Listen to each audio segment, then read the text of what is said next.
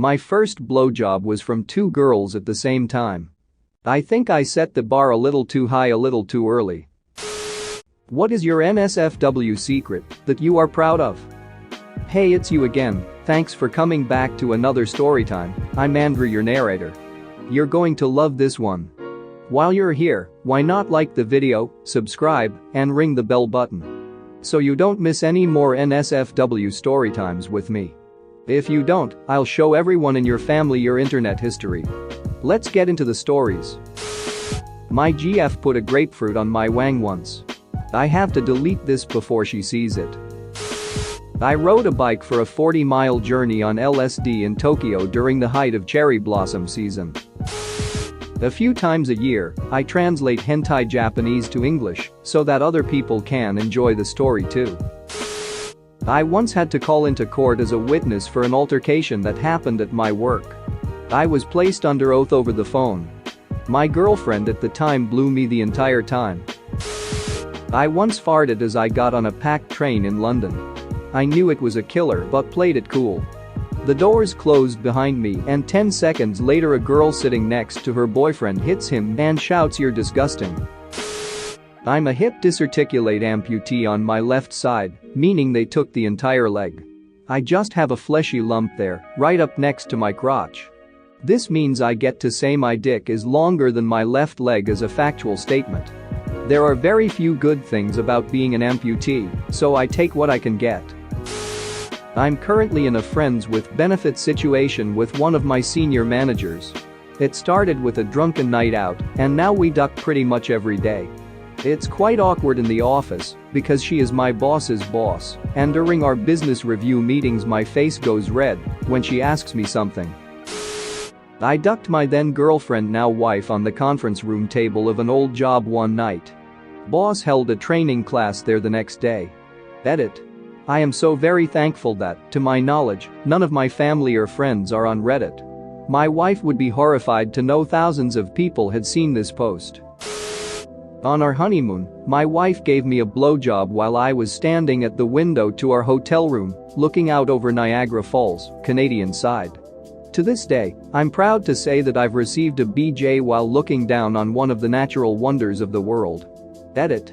For those suggesting that I add the remaining natural wonders to my bucket list, I'm afraid I have to disappoint you. A bout with cancer and complications from a 22-hour surgery to remove the tumor has resulted in some plumbing problems, among which are inability to get an erection. So, while I have some very nice memories of sex, that's about it. There won't be any new ones anytime soon. I was the male star of a porn shoot on an amateur website based in Ocean City, MD, during the late 90s. Edit. Website was known as fewitlands.com, although the owner, named Baby, passed away a few years later and the domain registration expired. I learned about the studio from a worker in a t-shirt shop on the boardwalk. It was located in West Ocean City, in an industrial park, next to construction businesses if I remember correctly. Very discreet, but a full professional studio with casting couches, beds, etc.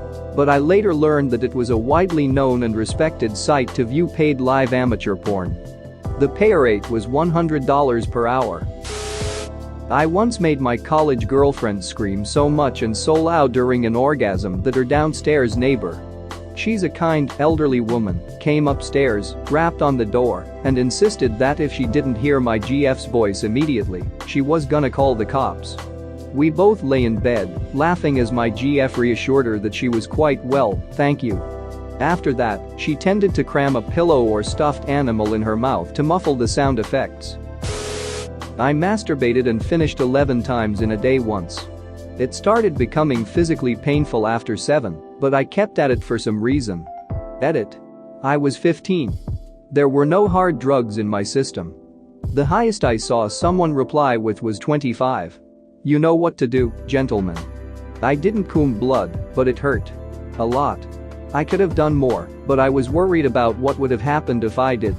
The pain itself wasn't a deterrent, but the fear was, if that makes sense. I think the closest I got since was 7, but that was because I had a girlfriend at the time that I couldn't physically see. Nowadays in my super lonely adult life, I top out at 1 every couple of days. Sometimes I won't touch it for a month. A busy day is if I let off too. Why the duck were you guys rubbing the skin off of your dicks? If you're going that long, you gotta use some sort of lube.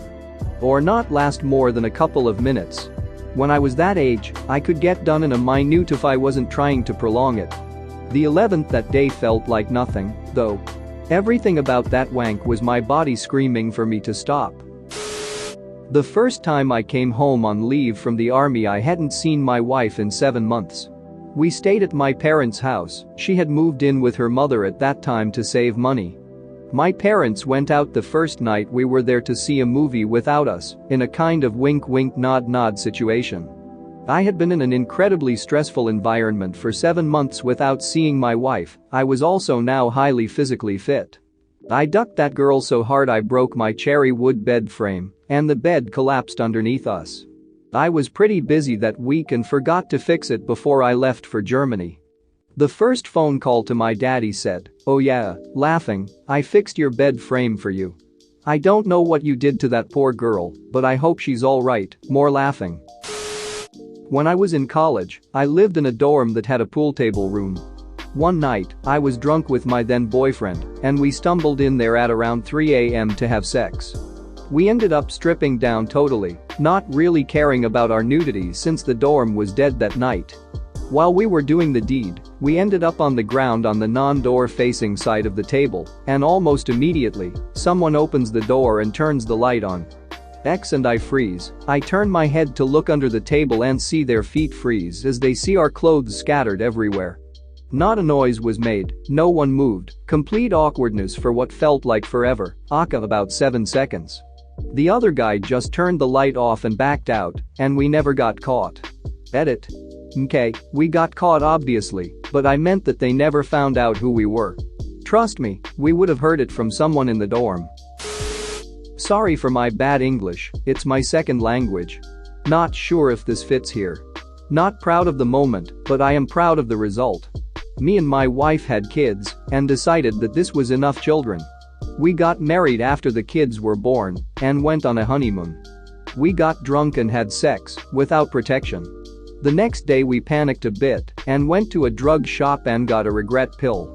My wife took it at the hotel room. Crisis averted. After this we thought nothing about it and continued with the honeymoon. Like half an hour later she gave me a blowjob. She never ever gives me blowjobs as she chokes easily, so this was a real treat for me. When I came hard, and the cum shot landed at the back of her mouth, and she puked all over the floor and my dick. We laughed it off and joked about it for the rest of the vacation. A few weeks after we came home, she did not get her period. We got anxious, and it turned out she was pregnant. The only time we had sex without protection was at that hotel room. When she puked after the blowjob, she must have puked out the pill as well. So, now we have 3 kids. The youngest is as amazing as the other 2, and I am proud to have him. But he must never ever find out how he was conceived. I joined the kink community in my city recently. It's literally the best thing that's happened in my life for a decade. I've made a ton of super nice, interesting friends. I'm super happy all the time. I'm losing weight because I'm practicing knots and I'm too distracted to eat. I learned all the rules, values, etiquettes. The kink community is surprisingly wholesome and responsible, started going to meetings and was accepted very quickly. A few of my older play partners have nicknamed me the prodigy for my advanced level of kinkiness and pain tolerance despite this only being my 2nd month. I was basically made for it. I'm already coordinating kink art projects, as well as all sorts of fun play dates. I get spanked or tied up at least twice a week. The parties are off the hook and completely alcohol and drug free. I love being able to have an amazing time without getting wasted. They do fundraisers for various charities all the time, so I'm doing good. I've also gotten business leads from networking through the community. 2 days ago I had a MMF threesome, 2 men all to myself. And then the next day, back to work as usual. I'm making photocopies of some dumb contract while having crazy sexy flashbacks of doing something I never would have predicted would happen. I feel like a goddess. I'm so proud of this and I'm at a seriously high level of life satisfaction. I live with my parents and just started my first professional, serious person job. All of this is a complete secret, obviously. I have to dial down my response to how are you doing? Because people would want to know more if I said UN ducking believable. My parents think I'm depressed and broody because I constantly have my door locked or I'm going out when they're getting in. Really, I'm just having the time of my life. As a side note, everything I'm doing is safe, safe, safe. Again, the organized kink community is extremely responsible and respectful. Get a mentor like I did if you're interested in getting involved. Like and subscribe for more funny, interesting, and scary r/ask Reddit videos.